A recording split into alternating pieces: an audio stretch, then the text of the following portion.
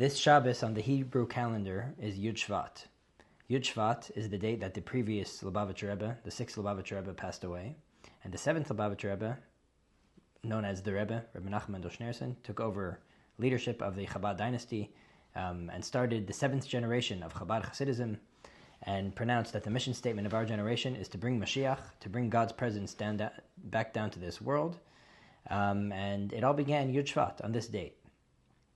Now, famously, the previous Rebbe, before he passed away, he delivered a mimer, a Chassidic discourse, based on the verse in Shir HaShirim, where Hashem tells the Jewish people, when he came down on Mount Sinai, he says, Basi lagani achesikala, I've come back down to my garden, to my inner chamber. And the Friedrich Rebbe explains, based on a medrash, that Hashem calls this world his garden and his inner chamber, because Hashem is ultimately most comfortable on planet Earth. God's presence shined most in our world, but after the sins of Adam and Eve and the sins of the later generations, Hashem, so to say, went more and more into himself, or more and more into the spiritual realms. And then by Moshe Rabbeinu, who's the seventh, it came back down to this world with the giving of the Torah. And then again, we're in Galus now, and we don't feel God's presence as much again. And with the coming of Mashiach, we bring God's presence back down in this world. The Mimer continues to explain, why is it that God's presence is found most in this world? Well, seemingly heaven is more suitable for God. It's more infinite. It's more perfect. Why does Hashem love this world? And the Mimer explains that Hashem's ultimate desire is a relationship with Jewish people down here in this world, as explained in the Mimer at length. Because God ultimately wants Mashiach, Hashem wants a Dir B'Tachtonim to be found in the lowest of spaces, to make a relationship, and that His presence be felt even where it makes least sense that He could be found over there. Yet God enjoys that Chiddush aspect of that specifically where He seems like there's no godliness over there, Dafka over there is where He wants His presence to be felt, and that's why this world is God's home, because ultimately that's His whole plan of the entire creation, of all the spiritual realms and all of the physical realms. This is the main point of the Mimer of Basi Lagani.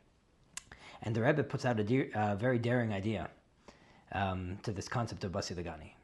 Based on a halacha. There's a halachic concept. Let's say you're chayiv for carrying something on Shabbos. Every malacha that you do on Shabbos has a certain size in which you're chayiv, right? Just because you cook a tiny drop of water doesn't mean someone would be liable to bring a carbon in the time of the Beis HaMikdash. It has to be a certain size. So too with carrying. If someone carries a little bit of lint in their pocket, that doesn't necessarily obligate them to be punished according to Torah for violating Shabbos. There has to be a certain size. Let's just say, for simplicity's sake, that the size is the size of an olive. So let's say someone carries out something that is the size of an olive outside on Shabbos. And then as they're carrying it outside, it's hot outside, so it shrinks and shrivels up. Now it's less than the size of an olive. And then as they're carrying it, before they land and before they stop, it regrows to the size of an olive. Halachically, did they carry or not? And the answer is they carried. Shinoi hachayzer lebriyasai leishmei shinoi. If something changes, if something starts off the size of an olive, then shrinks, but then grows back to the size of an olive, then they're not obligated, because we view it, if its beginning was the size of an olive and its end is the size of an olive, then the entire time of the carrying, it is the size of an olive. Or so too, on the flip side, if you carry out something that is less than the size of an olive, and then it grows as you're carrying it, but then before you land, it goes back to less than the size of an olive, you would not be obligated, you would be exempt from any punishment, because again, we look at the beginning, we look at the end, even though it changed to grow to the size of an olive, but because it was a shinoi hachayzer lebriyasai, which means it was a change that ultimately went back to its original state of being, which was less than an olive, therefore you are not liable and you are not obligated in receiving a punishment. So too, says the Rebbe, what was the state of our world? The state of our world was a godly place. The state of our world will end up a godly place when Mashiach comes. God's presence, our world, is God's home, the place where Hashem is most present, the place that's the best, most befitting, holiest, the place that's a receptacle and a home for the most holiness. In the middle, maybe we've messed it up with a few generations of sinners, so now it seems like a very dark place. But again, follow the rule, follow the halacha. It starts off God's home. In the middle, it gets a bit messed up. And it ends up being God's home again when Mashiach comes. That means right now, what's its identity? What is its identity? It never really changed. Because a change that goes back to its original status is not viewed as a change. Like the olive, the object you're carrying out that's the size of an olive, so too the status of our world. Our world started off God's home. It started off a place of perfection, a place that we could find Hashem, and that's full of goodness. We don't see that right now. The world does not seem like it's full of goodness. It seems like there's a lot of confusion, corruption, etc., etc. It's hard to find truth. Yet we say this world is a world of ultimate truth, because ultimate truth was comfortable over here and was fully shining in our world, even more so than in heaven. And when Mashiach comes, it will again shine over here. We're going to see the beauty and the uniqueness of our world, how it's the most befitting home for God. Now that we don't see it, this is not the real status of the world. We need to view the world right now as if it's God's home, because that's how it starts, that's how it ends, and any space in the middle is a shinoi hachazer lebriyasai. It's a change that goes back to its original status, and halachically lo shmei shinoi, that means that it never changed. And this is a radical approach. Even in Tanya, within the Chabad way of thinking, the Alter Rebbe calls our world a place which is rubai ra, mostly bad, uma'at taiv me'urav bay, and there's a little bit of good mixed into it, which seems like the way, when you look around the world, it seems like that's the type of world we're in. Most of it's bad. You have to be really careful in this world to not fall, to not slip, to not get caught up in dangerous ideas or dangerous habits. And if you work hard, you could find good, and you could make something good out of your life. You could find Hashem, you could find Torah mitzvahs, you could find a healthy lifestyle. All these things take a lot of work because our world looks pretty bad. That's the Alter Rebbe's approach. And the Rebbe's approach, I'm just trying to bring out the novelty even within Chassidus Chabad. The Rebbe's approach is no. Our world is God's home. And we could approach our world and see it as it's God's home. And when we start viewing the world from its essence, that yes, maybe when you look at the world the way it appears, it seems like it's mostly a bad place. But there's a way of, there's a pair of glasses, a Dar Shvi glasses, the Rebbe says, that the previous Rebbe gives us in Basi Lagani, that we could approach the world not threatened by the negativity we see around us. This world is God's home. I could approach this world with God's home. I could approach the world with confidence, knowing that good will ultimately triumph over evil.